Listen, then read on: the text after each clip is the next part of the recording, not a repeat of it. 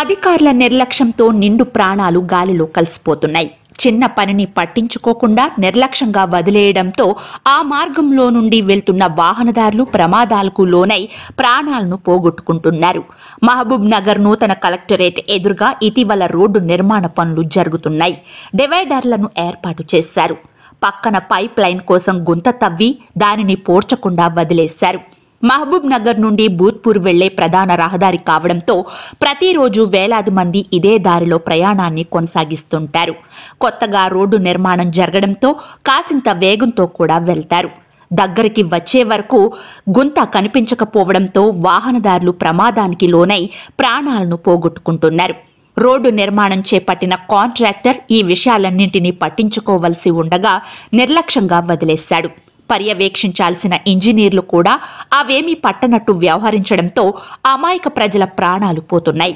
ఇటీవల ఓ యువకుడు ఇదే గుంతలో పడి బ్రెయిన్ డెడ్కు గురై మరణించాడు. ఇంకా ఎన్ని ప్రాణాలు పోయిన తర్వాత గుంతను పూడ్చివేస్తారని బాటసారులు తీవ్ర ఆగ్రహాన్ని వ్యక్తం చేస్తున్నారు. చిన్న పనిని నిర్లక్ష్యంగా వదిలేయడంతో భారీ మూల్యం చెల్లించుకోవలసి వస్తుందని పట్టణ ప్రజలు ఆవేదన వ్యక్తం చేస్తున్నారు.